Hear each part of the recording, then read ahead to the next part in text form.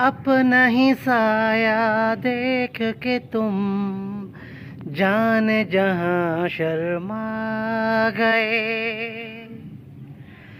अभी तो ये पहली मंजिल है, अभी से तुम घबरा गए।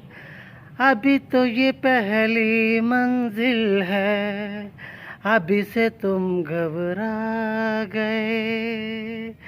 जिंदगी को अगर सीखना है ना अगर आपने, तो स्टेप बाय स्टेप, ठीक है।